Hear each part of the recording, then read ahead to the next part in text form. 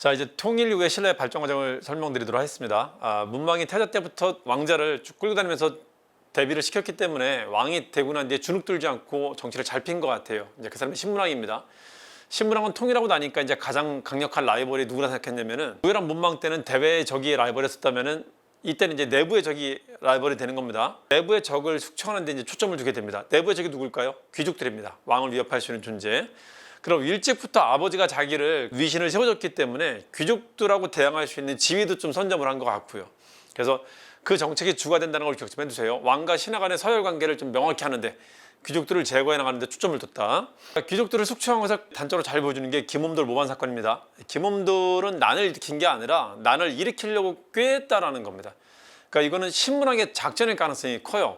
그러니까 김홈돌을 희생양으로 삼아갖고 그걸 더불어서 김홈돌과 연결돼 있다는 사람들을 막 갖다 붙여갖고 이제 귀족들을 막 제거해 나간 겁니다. 장인이었었는데 이 장인이 병권을 쥐고 있었단 말이에요. 위험하잖아요. 그리고 신하가 병권을 쥐고 있거나 권력을 크게 쥐고 있는 거는 왕한테 직접적으로 위협이 되는 것이고요. 그래서 김홈돌이 난을 일으키려고 했다라고 하는 주장으로 죽인 겁니다. 봤더니 어제는 쟤랑 술 마셨다며, 너 어제는 쟤랑 당구 치고 왔던데, 이렇게 엮이는 사람들을 다 같이 죽인 겁니다. 그래서 이걸로 귀족들을 대거 숙청합니다. 언제? 즉위하자마자예요. 그러니까 준비를 한 겁니다. 준비를. 자, 이게 그 유명한 김홈돌 모반 사건이다. 자, 또 하나가 중요한데요. 제가 아까 요약을 설명드리면서 말씀을 드렸는데, 연맹국가하고 다른 점이 국가가 이런 식으로 개서체제로 고도로 개서화된 국가가 바뀌었단 말이에요. 왕이 여기에 있고 신하들이 여기에 있는데, 이때 신하들을 귀족 관리라고도 합니다. 아직 귀족 성격이 되게 강한 상태의 관료들이에요. 단순한 행정관료가 아닙니다. 그러니까 이 둘이 형식적으로는 위아래로 돼 있지만 여전히 힘을 얘가 많이 가지고 있어갖고 왕한테 위협적인 존재란 말이에요. 그걸 더 낮추는 겁니다. 그러니까 얘를 어떻게 바꾸고 싶냐면은, 고대 국가의 공무원들은 귀족 관리라고 그래요. 그러니까 아버지가 귀족이면 나도 공무원 되는 거야, 그냥. 이게 점점 바뀌어가는데, 중세 관료들은 내 능력에 따라 갖고 관료가 돼야 돼요. 이거는 이제 문무 관료라고 하거든요. 문무 행정관료. 그러니까 아직 문무라는 개념이 등장하지는 않았지만 이 문무 행정관료와 유사한 관료 시스템을 만들고자 했었던 거예요. 그래서 만든 게 뭐가 있나 보도록 합시다. 일단 얘들이 받던 특혜를 지워버립니다. 그러니까 얘들은 봉급으로 받는 게 노급이라고 하는데, 갑자기 뜬금없이 봉급제도로 관료전이라는 걸 만듭니다. 관료전은 이름만 보면 알겠지만 관료한테 주는 토지를 말합니다. 여기에 되게 중요한 표현이 있는데 뭐가 있냐면요, 하나는 전이라는 표현을 썼다는 거고 하나는 읍이라는 표현을 썼다는 겁니다. 이거는 그겁니다. 지금은 공무원들이 열심히 일하면 봉급을 주지만 옛날에는 토지를 줬었어요. 토지를 준다는 게 부동산을 준다는 게 아니라 토지에서 발생하는 세금을 걷어갈 수 있는 권한을 주는 겁니다. 그러니까 세금 사용권을 주는 거예요. 그걸 어려운 말로 이제 수주권이라고도 합니다. 조세 사용권이라고 해갖고 조세 수취권 주는데, 관료전은 토지에 대한 조세만 주는 거고요. 읍자가 들어가는 것은 마을 전체에 대한 세금을 주는 겁니다. 그러니까 국가 입장에서 바라볼 때는 이렇게 되는 거예요. 여기 읍을 노급이나 시급을 주고 나면은 여기는 뻥뻥뻥뻥 뚫리는 거예요. 여기는 국가가 세금을 거두지 못하는 곳이 되는 겁니다. 거기는 누구한테 간다? 귀족한테만 가는 겁니다. 이 읍이라는 것은 여기에 토지만 있는 게 아니라 사람도 있기 때문에 사람 자체도 귀족한테 복종할 가능성이 커진다는 거예요. 되게 안 좋은 겁니다, 이거는. 왕 중심의 국가로 갈 때는 이거는 존재해서는 안 되는 거예요. 그래서 이게 대표적인 고대 국가의 토지제도입니다. 뭐뭐 전자들하는 게 대표적인 중세 국가의 토지제도가 되는 거고요. 저렇게 발전해 가는 겁니다. 이걸 누가 벌써 시행을 했대? 신문왕이 저걸 시행했다는 게 되게 의미가 있는 거라고요. 실패했지만. 결국은 손자인 경덕왕 때 원위치 되긴 했지만 시도했다는 것 자체가 큰 의미가 있다고. 그러니까 북한 학자들은 통일신라를 이미 중세로 봐요. 우리는 이제 고려시대에 가야지 중세가 됐다고 보는데, 북한 학자들은 통일신라 때부터 중세를 바라봅니다. 시대가 바뀔 정도의 큰 개혁을 하고 있었던 것이다 라고 기억하시면 됩니다. 관료전을 지급하고 노급을 폐지해버립니다. 진짜 불시하는 겁니다. 귀족 죽였지, 토지제도도 공무원들한테 주는 봉급에 좀 더 가까운 걸로 바꿔버렸지 했다는 거죠. 자, 그리고 뭘 만드냐면요, 학교를 하나 만들어요. 지금은 학교 가는 게 내가 무슨 전공을 하기 위해서 학교를 다니지만, 그때는 학교 가는 목적이 오로지 관료가 되기 위해서 학교를 가는 겁니다. 학교는 국가에서 만드는 국립학교고, 이걸 거치면 이제 관료로 가는 거예요. 관료 양성소입니다. 그러니까 학교에서 가르치는 과목은 뭐 지금처럼 물리, 화학 뭐 이런 거 배우는 게 아니라 유학이에요, 원리. 유학에다가 이제 기술학 같은 걸 배우는 겁니다. 그러니까 유학 교육기관을 만들었다는 것은, 유학에 가장 강조하는 게 충효라는 두 가치가 있잖아요. 이념 자체가, 왕과 신하 간의 머릿속에 들어가는 이념 자체가 이제는 충효 관계를 만들 수 있다는 겁니다. 이거에 너무 많은 힘을 쏟은 사람이에요, 신문왕이. 목적이 뭔지 알겠죠? 딱 하나로 고정되어 있단 말이에요. 왕과 신하 간의 명백한 서열 관계를 만들려 했었다는 겁니다. 하나로 이어지는 겁니다. 자, 그리고 통일을 시킨 사람은 아버지인데, 문무왕인데 통일 막 끝나고 난 뒤에 정신없고 막 청소하고 정리하는데 시간이 좀 많이 드는 시기잖아요. 그걸 누가 했냐면 아들이 이제 완성을 합니다. 지금 원래 신라는 여기였었고 이거는 고구려가 백제였었는데, 고구려 사람들, 백제 사람들도 여기로 들어와서 이제 같이 활동을 한단 말이에요. 심지어는 신라 땅이 여기까지 확대가 됐고, 이게 다 신라 제도로 다시 개편이 돼야 돼요. 그래서 원래 여기는 5개 주밖에 없었는데 여기까지 신라 주로 하다 보니까 늘어났어. 9개 주로. 그 중앙관청도 14개로 늘어나고요. 그리고 군대도 서당이 중앙군이고 지방군을 정이라고 하는데 6정밖에 없었는데 이게 구서당 10정으로 늘어납니다. 기존에 있었던 시스템이 그냥 늘어난다 생각하시면 돼요. 주는 지금의 도랑 비슷한 개념으로 보시면 되고요. 9개 도로 늘어났다. 중앙군이 갑자기 확 늘어났단 말이에요. 서당 6정에서 구서당 10정이 됐단 말이죠.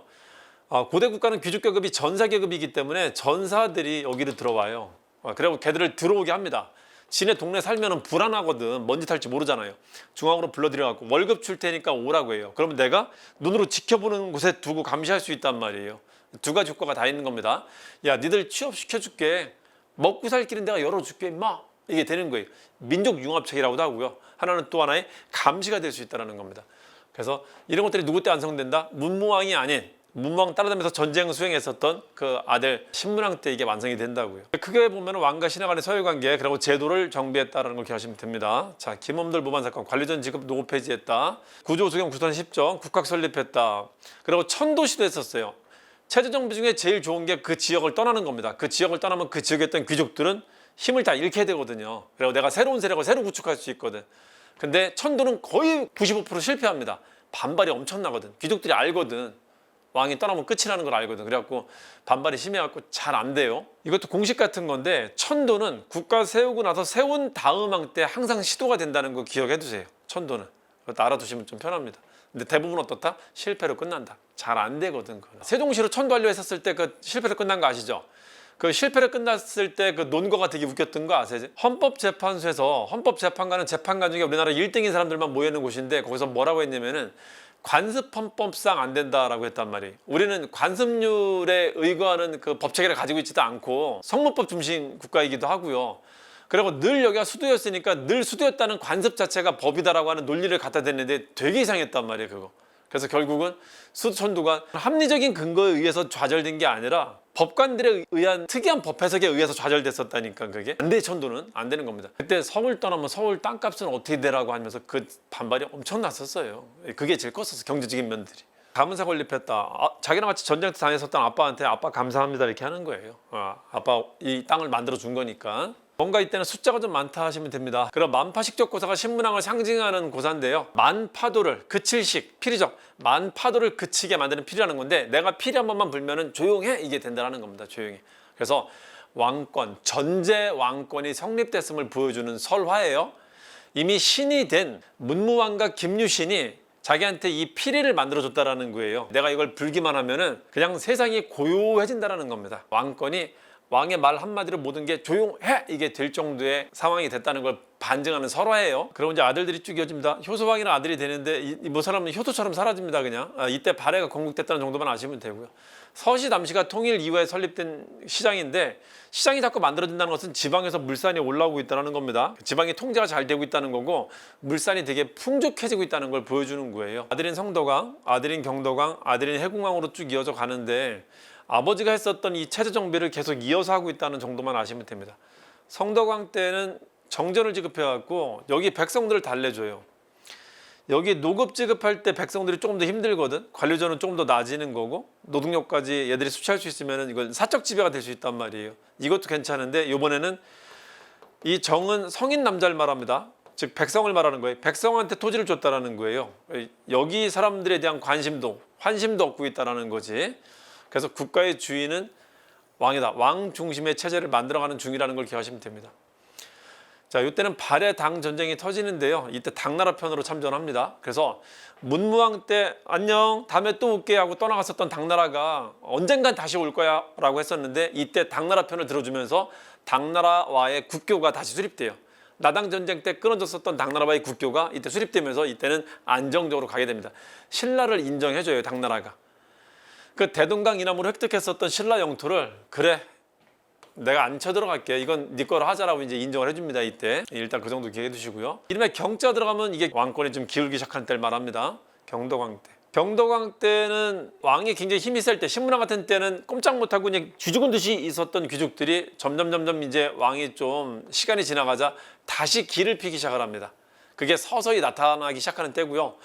이름에 해자 들어가면 피살된 왕을 말하거든요. 이땐 결국 귀족들의 난으로 이 왕이 피살되면서 이 강력했던 왕권이 무너지는 시기가 이 해궁왕 때입니다. 경덕왕 때 여전히 체제 정비하고 있다. 이때는 지방 정책을 피는데요. 이런 정책을 핍니다. 지방에 있었던 지명을 예를 들면 뭐 사벌주를 상주라고 바꾸고 완산주를 전주라고 바꾸고 중국에 있는 지명을 따다가 우리나라 고유한 지명을 다 없애버리고 중국식으로 바꿔버리거든요. 왠지 아세요? 정체성을 지우는 거예요. 국가가 만드는 새로운 정체성을 부여한 거를 그걸 가지고 가야 됩니다. 그래야지 개별적인 정체성이 사라진단 말이에요. 뭐 중심으로? 국왕 중심의 고도로 집권화된 체제를 만드는 것들이에요. 이런 것들도. 그래서 우리 고유하게 가지고 있었던 그 지방 명칭들은 절대 사라지게 돼요. 경덕왕 때. 이걸 한화정책이라고도 합니다. 중앙관청의 관청명도 중국식으로 바꾸고요. 노급이 때 부활합니다. 노급 부활이 뭐를 상징적으로 보여준다고요? 다시 살아났다는 걸 보여주는 겁니다. 그래 관료제는 폐지된다. 원위치 되는 겁니다. 오래 가지 못했다는가. 그 신문학 때 개혁이. 불국사하고 석고랑 건립한 게 경덕왕 때인데, 그래서 이 경덕왕 때는 힘은 이미 꺾이고 있었지만은 정적 전성기는 성덕왕 때 정적 전성기였었다고 하고요.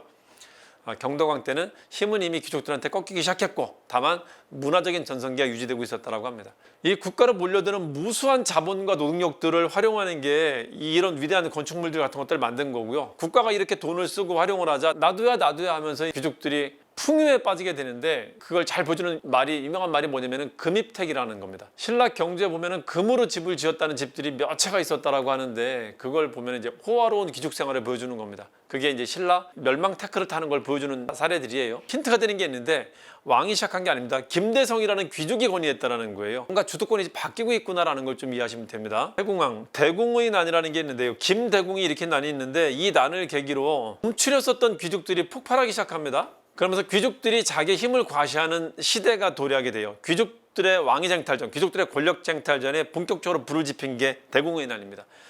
자, 그 뒤에 이른바 지정의 난, 김지정의 난 때 결국 해궁왕이 피살됩니다. 이 김지정난을 진압한 사람이 누구냐면요, 선덕왕과 원성왕이 되는 사람이에요. 김양상, 김경신, 이 사람들이 저걸 진압하는데, 진압하는 와중에 해궁왕은 피살되고 선원, 쟤들이 왕이 돼요. 그때부터는 이제 신라 하대라고 합니다. 자, 여기서 신라 계보 겸 시대를 간단히 좀 알려드릴게요. 내무랑 때 김씨가 독점에 따랐었잖아요. 자식을 여럿 낳을 거란 말이에요. 쭉 직계로 잘 가다가 반계 쪽에서 왕이 된 게 누구냐면은 이 직계 끊어지고 지증왕이었었어요. 토지마리간 때 직계 끊어지고 지증왕 때 반계에서 왕이 됐는데, 지증왕은 지 아들들로 쭉 이제 왕을 시킨 겁니다. 자, 그러다가 지증왕 손주가 진흥왕인데, 진흥왕 다음에 장남이 죽으면서 차남이 됐었단 말이에요. 장남계와 차남계 약간의 대립이 있었습니다. 그랬다가 이제 장남계가 다시 잡은 게 진평왕 때입니다. 이 진평왕이 잡으면서 독보적인 왕실 계통을 만들려고 했었어요. 그러니까 이제부터는 내 자식들만 이 획일화된 한 줄로만 쭉 가는 걸 만들려 했었단 말이에요. 이게 나쁜 게 아니잖아요. 고려나 조선은 부장상속이나 형제상속 같은 게 잘 행해지고 했었잖아요.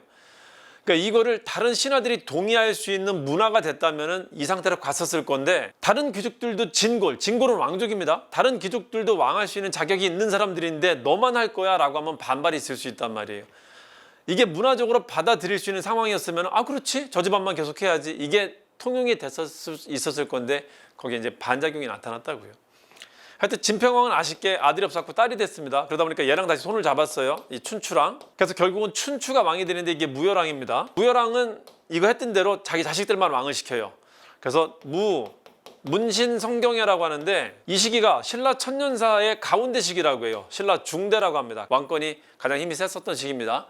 근데 그중에 해궁왕 때 무열계 자식이 죽으면서 무열계가 아닌 다른 계통에서 또 왕이 되기 시작을 합니다. 이제 잘 보세요. 여기를 굉장히 강력하게 독점하려고 했었던 건데, 무열왕이 그 이제 정점을 찍었던 겁니다. 진평왕은 자기 식구들 이름을 턱가무니 집안 이름하고 다 바꿔치기 하면서 우리는 진짜 이거는 신의 집안이야 이렇게까지 하면서 자기 계통을 만들었었는데 딸이 나왔단 말이야. 잘 안 됐는데 김춘추는 그걸 했단 말이야. 집안으로 쭉 내리고 있었던 건데, 해궁왕이 죽으면서 엉뚱한 애가 왕이 됐어요. 그러자 너도? 나도 야 나도 이렇게 했던 겁니다. 이게 뭐가 됐다? 귀족들의 왕위 쟁탈전이 본격화되게 됐던 겁니다. 그러니까 움츠려 있었던 귀족들이 분출하는 계기가 됐었던 게 해궁왕의 피살이에요. 그러면서 이게 신라 하대라는 시기로 접어들게 돼요. 이제 끝입니다. 신라는. 신라 중대 가장 힘셌던 시기를 만든 게 누구다? 무열계입니다. 무열계. 무열 집안이 쭉 해나갔던 거고 해궁왕 때 끝난다. 하대. 이제 무열계가 아닌 왕이 어떤 한 계통을 만들었는데 그 계통이 아닌 데서 왕으로 툭 치고 나왔다. 그럼 나도 할 거야. 이게 시작됐다는 거죠. 선덕왕입니다. 이걸 선원이라고 그래요. 선원들이 배 타고 와서 무열계 쫓아냈다라고 하는 겁니다. 자, 근데 선덕왕이 아들이 없이 죽자 같이 쿠데타를 일으켰었던 원성왕한테 왕위를 넘겨줍니다. 귀족들은 화백회에서 왕을 선출하거든요. 선덕왕이 왕이 되고 나서 후사가 없었기 때문에 김주원하고 선덕왕께서 밀고 있었던 원성왕 김경신과 왕위를 다투고 있었습니다. 이제 사료에 그런 말이 나와요. 알천, 지금 이걸 북천이라고 하는데 알천에 물이 불어서 건너갈 수가 없었다. 왕궁에 가야지 거기서 선거할 때 자기도 참여해갖고 왕이 될 건지 말 건지 저기 할 수 있을 텐데 아예 참여를 못했다고 합니다. 이 설화가 보여주는 게 뭐냐면 김경신이라는 무력 집단에 의해서 방해를 받은 게 아니냐라고 이제 얘기를 합니다. 자, 그러고 나서 김주원이 도망가요. 도망간 게 강릉으로 도망가는데 이게 강릉 김씨의 시조가 돼요. 원래 성은 서울에만 있었거든. 경주에만 있었거든. 근데 그것도 왕족 성씨가 저 지방에서 만들어지는 계기가 됩니다. 선덕왕이 후사 없이 죽고 나서 김경신과 김주원의 대립이 있었다. 그중에 김경신이 왕이 된 게 원성왕이다. 자, 원성왕이 왕이 되고 나서 자기도 무열계처럼 똑같이 자기 왕과 신하 간의 어떤 계열 관계를 확실하게 하고자 노력을 했었다. 그중에 하나가 유학과 관련된 기관 하나 만들었다. 이게 독서단품가입니다. 시험제도를 만들어요. 그러니까 귀족이면 아빠가 귀족이면 나도 귀족 되는 그런 시스템이 아니라 능력에 따라서 관료가 되는 시스템을 만들려고 노력을 합니다. 근데 효과가 많지는 않았지만 노력을 했다는 겁니다. 신문왕이 국학 만든 것과 비슷한 겁니다.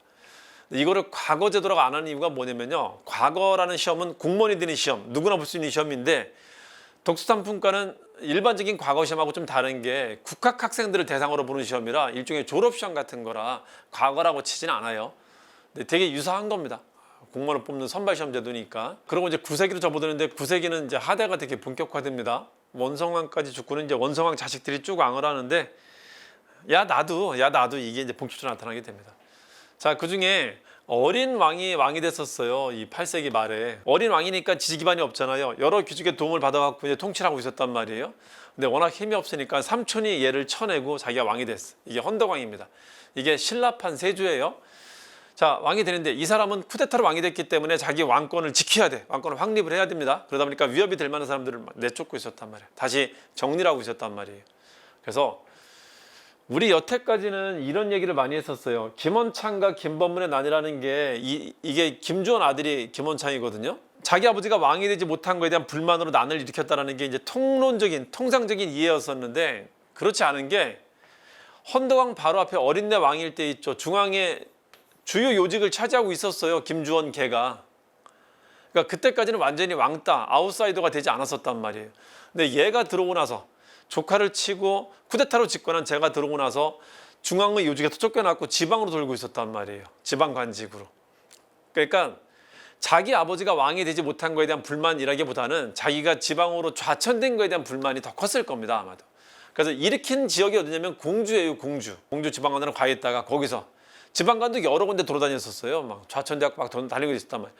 그러다 보니까 여러 지역에 인맥을 쌓게 됐어요. 그래서 신라의 반이 참여했다 할 정도로 굉장히 여러 지역에 참여했었습니다. 되게 큰 난이었었어요. 굉장히 큰 위협이었단 말이에요. 이 쿠데타로 등장한 사람 이후에 김주원계가 반란을 일으켰다. 기억은 그렇게 해두세요. 김주원계의 반란, 무열계의 반란이다 라고 기억하시면 됩니다. 아버지가 왕이 되지 못한 것에 대한 반란, 불만이었었다.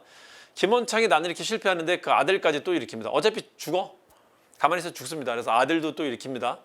그래서 이거를 합치면 헌범이라고 해요. 낡은 범. 얘들은 이제 이미 간 애들이야. 무열계는 낡은 범이야. 이게 9세기를 알리는 겁니다. 이제 본격적으로 터져 나오는 겁니다. 잘 보셔야 돼요. 지금 무슨 변화를 가져오는지. 신라 중대는 왕권이 굳건했던 시기라면은 신라 하대가 되면은 왕권이 이제 슬슬 흐물흐물해지는 시기입니다. 그게 어떻게 나타나는가 보도록 합시다. 여기에서 이제 왕위쟁탈전이 나타나요. 귀족들의 왕위쟁탈전. 나도 할 거야 하는데 지금 지방으로 쫓겨간 사람들이 지방 세력을 기반으로 했었단 말이에요. 이것도 변합니다. 그 다음으로 한번 보도록 할게요. 신라에서는 골품주도가 있기 때문에 지방 사람들은 중앙으로 취업할 가능성이 없어요. 그러니까 지방 사람들은 뭔가 꿈을 가지지 못한 채 살아야 됩니다. 그러다 보니까는 지방 사람들은 그 열린 도시라고 하는 열린 국가라고 하는 중국으로의 취업을 희망했어요. 골품제도에서 등급이 낮은 사람들이나 육두품, 오두품 같은 사람들이나 아니면 지방 사람들은 중국으로 나아가서 뭔가 꿈을 실현하는 것을 꿈으로 가지고 있었단 말이죠. 그 중에 저기 전라도 완도 지역에 살고 있었던 궁복이라는 친구가 자기 친구와 중국으로 가갖고 우리 군인으로 취업해서 저기서 먹고 살자라고 했었습니다. 그래서 건너가요. 장보고입니다, 이게. 그 중국에는 장씨라는 성씨가 많거든요. 아마 거기서 이제 착안해갖고 장씨라는 성을 쓴 것 같아요. 그 돌아와서 이제 장보고로 칭하는데, 당나라는 그때가 이제 지독한 밀란기였었기 때문에 밀란을 진압하기 위해서 되게 여러 군데를 이동해 다녔었어요. 그러다 보니까는 세상의 정세를 읽게 된 거예요. 여러 군데를 다니다가. 이제 그러고 나서 이 사람이 물자의 흐름이 돈이다라는 걸 인식한 것 같아요. 그래서 돌아와서 왕한테 당나라들이 노예를 잡아다가 팔고 있는데 제가 이 국경적에 군진을 하나 설치할 수 있게 해준다면은 이 해적들이 들어오는 곳을 막아주겠다라고 해서 허락을 받습니다. 원래 뭐뭐진이라고 하는 것은 지음으로 말하면 지오피예요. 군사 요새를 말하는 건데 이거는 국가만 만들 수 있는 겁니다. 유일하게 민간인의 요청에 의해서 만들어진 진이 청해진을 설치합니다. 돌아와서 이 사람이 청해진을 만들고, 장씨는 완전 득부예요. 당시는 귀족들만 성을 가질 수 있었는데 성 중에 김씨, 석씨, 박씨만 진골이고, 석씨는 거의 사라졌으니까 박씨, 김씨 외에 성씨 그러면 다 육두품 하시면 됩니다. 거기다 성도 없단 말이야, 지방에는. 근데 그런 애가 큰 세력을 가지게 된 겁니다. 지방에서. 지방 평민 출신 애가 힘을 가지게 된 거예요. 자, 그러다 보니까 중앙 귀족들이 싸우다가 얘한테 힘을 의탁하는, 얘 힘을 얻기 위해서 얘 도움을 청하는 귀족들까지 나타나게 됩니다. 그래서 굴품제와 하등 관계없었던 지방의 촌놈이 중앙의 정치 분쟁에 관여할 정도로 세력이 성장한 사례를 보여주기도 합니다. 이제 분위기 바뀌는 거야. 여기서의 싸움이 여기까지 확장되는 걸 보여주는 그 과도기 단계에 있었던 게 장보고라는 사람이에요. 그러니까 장보고가 그냥 중요한 게 아니라 신라가 망해가는데, 신라 균열이 나타나는데 하나의 분기점에 있었다는 점에서 되게 중요합니다. 자, 세력을 가지게 된 계기가 이게 군진이기도 하고요. 세상 물자 흐름을 이해했단 말이에요. 그래서 일본하고 당나라로 이어지는 해상 교통로를 장악해 갖고 돈을 무지하게 벌게 됩니다. 그래서 큰 세력을 가질 수 있었던 거예요. 그걸 청해진이라 한다. 이게 그 9세기 전반에서 중반으로 넘어가는 짐이에요. 그러다가 결국은 장보고가 중앙 귀족이 내려와갖고 나 좀 도와줘 했었는데 도와줘갖고 그 사람이 왕이 됩니다. 그 사람이 신무왕이라는 사람인데, 신무왕이 도와주면은 장보고 딸을 왕비로 삼겠다 했었는데 얘는 빨리 죽어요. 그래서 그 아들인 문성왕이 해주겠다 했는데 중앙 귀족들이 아니 어디 지방 촌놈의 딸을 왕비로 드리느냐, 이건 절대 용납할 수 없다라고 반대해갖고 결국 그게 안 됩니다. 그래서 그 와중에 장보고가 난을 일으켰다라고 하는데, 장보고 난인지 아니면 그냥 중앙의 기록자들이 그걸 난으로 기록한 건지는 잘 모르겠어요. 어쨌든 장보고 난이라는 건 장보고가 이제 피살된 걸 말합니다. 엄장이라는 사람이 중앙 귀족들의 후원을 받아갖고 내려와서 장보고를 죽입니다. 장보고랑 원래 알던 사람이었었대요. 장보고는 인맥을 되게 중시했었대. 사람을 되게 중시했었대요. 실력 있는 사람이 온다 하니까는 마음을 터놓고 같이 술 마셨는데 술 마시는 자리에서 이제 죽였답니다. 그래서 어이없이 끝나요. 9세기 후반 때 다시 여자왕이 등장합니다. 지금 야 나도 그러고 있는데 거기에 여왕이 등장한 겁니다. 여자라는 표현을 썼다 그래갖고 지금 관점으로 저거를 그렇게 보시면 안 되고, 저때 관점에서는 여왕이라는 개념이 익숙하거나 받아들이기 쉬운 상황이 아닙니다. 그런 상황이 다시 도래하게 되자 이제 거의 말단으로 가게 됩니다. 이제는 난의 중심이 여기가 아니라 여기가 돼요. 그러니까 뭐냐면은 밀란이 본격화되게 됩니다. 나라가 망하기 직전에 나타나는 게 귀족들의 분열이 있고요. 또 하나가 밀란이 등장하는데, 밀란이 이게 균열이에요. 나라의 균열을 보여주는 겁니다. 그 틈을 비집고 어떤 한 세력이 새로운 정권을 차지하게 되면 새로운 나라가 되는 겁니다. 밀란 세력 중에 세력이 좀 컸었던 놈들을 우리가 이제 호족이라 부르는 겁니다. 그러니까 호족들이 본격 등장이 된다. 여러분들이 잘 아시는 견훤, 궁예 이런 사람들이 진성여왕 때 데뷔를 하게 됩니다. 진성여왕 봅시다. 원종 애노애난, 우리나라 기록상 최초의 난입니다. 처음으로 애원했다 하시면 돼요. 원종 애노. 그리고 적고적, 빨간 바지 입은 도적. 밀란 기록상 처음은 이때니까 밀란 나오면 진성여왕이구나 하시면 됩니다. 그리고 그중에 세력 큰 놈들을 호족이라 부르는데, 견훤, 궁예 같은 사람들이 국가의 통제를 받지 않는 독립된 세력으로 나온 게 이때다. 그리고 왕으로 등극하는 건, 지들이 별도의 나라를 만드는 건 10세기 때입니다. 진성여왕 지나고 나서의 거는, 그것도 주의 좀 해주시고. 한때는 통일신라라고 해갖고 통일신라론을 얘기를 끌어갔지만 이제 꽤 오래전부터 남북국이라는 게 자리를 잡았습니다. 그래서 통일신라만 얘기하는 게 아니라 발해를 같이 얘기하죠. 신무랑 때까지는 신라만 있었었는데, 신무랑 죽고 난 뒤에 저 북쪽에 발해란 나라가 다시 생기면서 이 양국 체제가 됐다라고 해요. 그걸 남북국 시대라고 합니다. 발해를 우리 역사에 포함해서 정식으로 역사를 얘기할 때는 통일신라 그렇게 하면 안 되고 이제 남북국이라고 불러야지 좀 정확하게 됩니다. 발해 얘기를 한번 해보도록 할게요. 중국이 전쟁이 끝나고 난 뒤에 이민족을 대하는 정책이 있는데, 그게 뭐가 있냐면요, 그 나라에 살고 있었던 귀족들을 잡아다가 자기들 내지로 다 분산시켜 버립니다. 우리가 쓰는 언어랑 특히 비슷한 언어를 쓰는 사람들이 버마나 태국 북부 지역에 살고 있다 뭐 그런 말 들어보신 적이 있어요? 그리고 중국의 어디 소수민족이 우리 언어랑 되게 비슷한 언어를 쓰는 사람들이 있다 뭐 그런 말 들어보신 적 있나요? 어딘가 집단적인 삶을 살고 있을 거예요. 그게 자기들 전통을 잘 유지하고 쭉 살았는지 어쩌는지 모르겠지만은 상당히 많은 수의 사람들이 끌려갑니다. 끌려가고 여러 곳으로 분산시켜요. 이것도 집중해 있지 않게 합니다. 분산시켜서 노역을 시키면서 당나라 국가 발전에 기여하게 하든지 아니면 그냥 분산시켜갖고 애들을 통제하는 수단으로 쓰든지 합니다. 그래서 그렇게 많이 분산시켜 놓습니다. 그래서 여러 군데로 퍼져 있었는데 요동반도 산동반도가 있다면 여기 이제 영주라는 지역이 있는데 여기는 또 거란인들의 집단 거주지였었거든요. 이쪽으로 잡혀왔었던 그 고구려 일단의 무리들이 이제 이런 상황이 터집니다. 이 거란 세력들도 당나라 지배로부터 이제 벗어나고 싶었던 거예요. 그래서 이 거란 세력들이 당나라 입장에서는 반란이지, 거란의 추장에 썼던 이진충이 반란을 일으켰다고 합니다. 이 틈을 타갖고, 이 혼란해진 틈을 타갖고 고구려 세력들이, 잡혀 있었던 세력들이, 노역만 하던 세력들이 탈출을 감행하게 됩니다. 탈출해서 북으로 쭉 와요. 그래서 길림성 도나시, 동모산이라는 곳까지 와갖고 거기서 건국을 하게 됩니다. 이게 처음에는 진이라는 이름으로 건국을 해요. 이게 나중에 이제 발해가 되는 겁니다. 처음에는 이 세력들이 독립해갖고 또 골치 아픈 존재가 될까봐 쫓아갑니다. 쫓아가갖고 잡으려고 하는데 천문령 전투라는 게 마지막 분기점이 되는 전투라고 봐요. 이제 그거에서 당나라 군대를 겨우 격퇴하면서 안전하게 갈 수 있었습니다. 그리고 이제 끝끝내 인정하지 않다가 어떤 계기로 인정하게 되냐면은 얘들이 세력을 자꾸 가지게 되니까는 얘를 견제하기 위해서 얘를 인정해주는 정책을 핍니다. 그래서 이걸 세운 사람이 대주영인데 첫 번째 왕을 고조나 태조라고 해요. 여기는 조자를 안 썼으니까 고왕이라고 합니다. 고왕 대주영을 발해 군왕이라고 책봉을 해주면서 친화책을 피게 돼요. 그래서 이때 발해가, 대주영 때 이미 발해가 국호를 발해로 바꿨구나라는 걸 이제 알게 돼요. 저걸 계기로. 군왕이라는 것은 정식 국가를 인정은 안 한 거예요. 약간 지방 성격의, 독립적인 지방 성격의 뭐로 인정한 겁니다. 나중에 문왕 때 가야지 발해 국왕이라고 책봉하면서 정식 국가 대 국가를 인정을 합니다. 이때는 발해 군왕이라고 책봉을 합니다. 동아시 돌면서 발해 건국했다. 자, 발해 군왕 책봉했다. 그래서 발해로 변경했다는 걸 알 수 있고요. 자, 무왕은 이게 쉬운데 죽고 뒤에 붙인 이름인데요. 말 그대로 이제 싸움을 잘했다. 전사의 왕이라는 거겠죠. 무왕이라는 이름 자체가. 여기서 건국을 하고 발해가 다시 파이를 키워나가고 있는데 안조 지방에는 3개의 부족이 있다 그랬었잖아요. 후비, 슉, 선거, 말이라고 했었잖아요. 선비족은 일찌감치 여기 들어갔고 연이란 나라를 만들면서 중국 내지에서 국가를 만들다가 중국인으로 동화되었고 정치성이 사라졌다고 보고요. 지금은 이제 그 거란족과 말갈족만 남아 있습니다. 거란족이 대체로 한 이쯤에 존재하고요. 말갈족이 이쯤에 존재합니다. 그러니까 여기는 발해는 말갈들이 살던 지역에 가서 이제 국가를 만든 거예요. 그러니까 이쪽 지역은 말갈 한 6개 부족 정도가 있었다라고 하는데, 그러니까 얘가 파이를 키워가면서 얘를 중심으로 말갈을 통제하는 시스템이 만들어졌는데 거기에 반기를 드는 말갈 부족도 있었다는 거예요. 그게 어디냐면은 여기서 좀 떨어진 지역이긴 한데요. 이 위쪽에 가면은 흑룡강이라는 강이 있어요. 이 흑룡강이 쭉 나가면서 바다로 들어가는데 이 바다로 들어가는 그 맞은편에 사할린이라는 섬이 있거든요. 거기로 나가는 강입니다.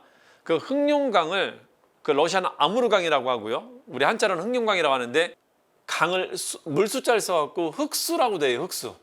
그러니까 여기 사는 말갈족들을 흑수 말갈족이라 합니다. 그러니까 얘는 여기 불만을 가지면서 얘를 어떻게 견제할 수 없을까? 얘가 또 팽창이 오면 자기 그 족속도 위험해질 수가 있단 말이에요. 말갈 6개 부족이 있었다는데 얘들 사이도 다 좋은 게 아니거든. 서로 경쟁하고 갈등하고 전쟁도 하는 사이거든요. 그래서 어느 한쪽이 힘이 세지면 없어질 수도 있단 말이야.